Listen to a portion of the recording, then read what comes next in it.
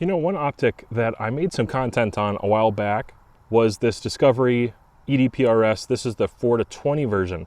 I've done a lot with the 4-25, but I actually really enjoy the 4-20 for what it offers at that price point. I think this is actually a pretty solid optic, and most people I think would be preferring of this optic, and it's just a touch cheaper most of the time. It doesn't have a 56mm objective, but I'm shooting at sundown right now and it's still plenty bright.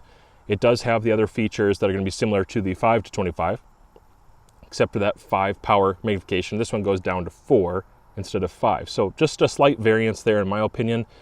It's still a really good optic. I do recommend it. I do get some questions about it from time to time. What I'm going to do right now is I'm at 622 yards and you should be able to hear these impacts just fine because it's not very loud out tonight. I'm going to turn my microphone off. Thank you to Warbird Pro for sending out ears and eyes. I've got their Ghost Wolf that I have a video coming out on if it's not already out. Highly recommended, and I do want to be safe with my ears and my eyes. I think in a future video I'll shoot this suppressed and so you can hear it even better. But my data is 7.7 for the current loading that I'm going to use on that steel target. Listen for the impacts, and then I'll just finish out telling you a little bit why I like the reticle so much.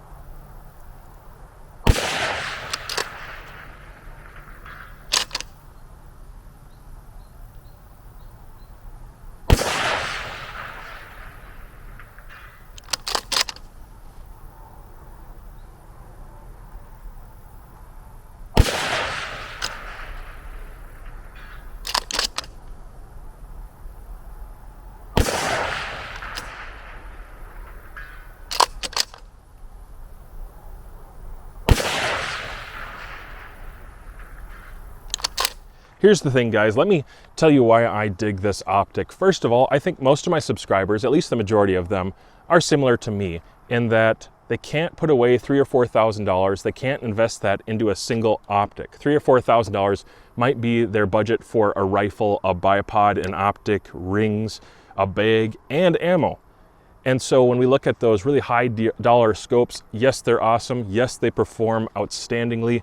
And I own some of those. I like those scopes quite a bit, but I know most people are looking for an optic that is solid, performs well, has feature sets that match what we do in either hunting or PRS or NRL 22, and they just can't spend that kind of money. And I get it. I work full-time, technically for a charity, and so I'm a pastor, so I work for a church, and I don't have that kind of money where I could put that away easily.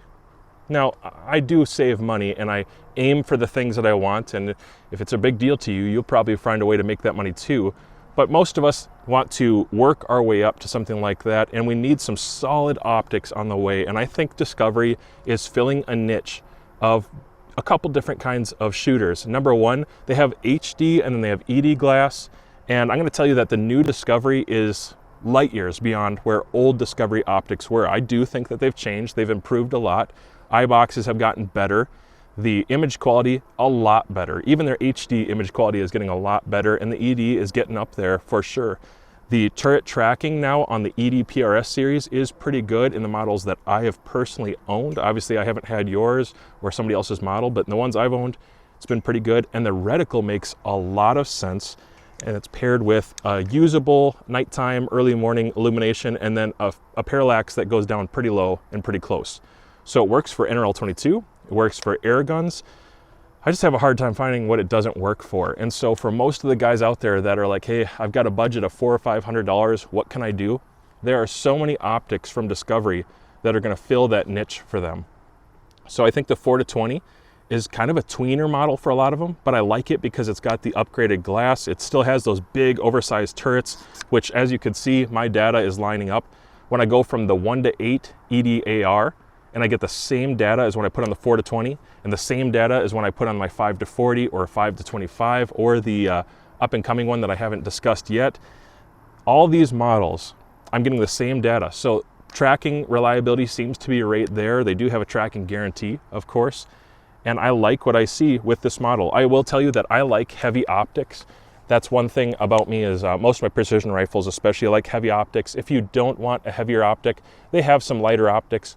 If you don't need ED glass, they have HD glass models.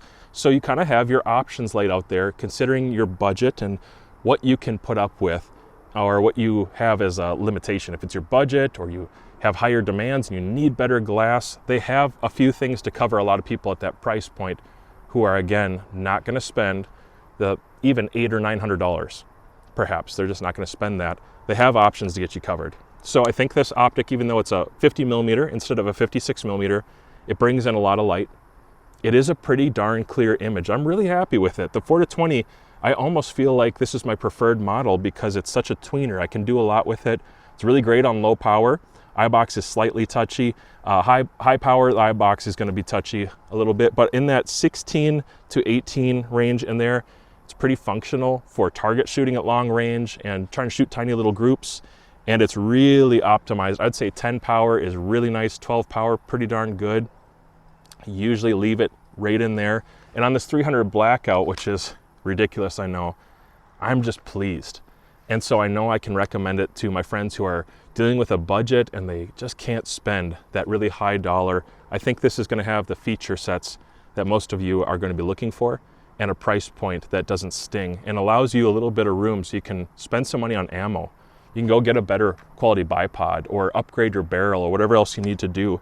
And over the years, if you want to spend that money, you want to save up for a $5,000 S&B, go for it. You know, you can do that while you're using this on the way up to those really premium optics. And that's my recommendation, is this Optic right here. It really shouldn't set you back.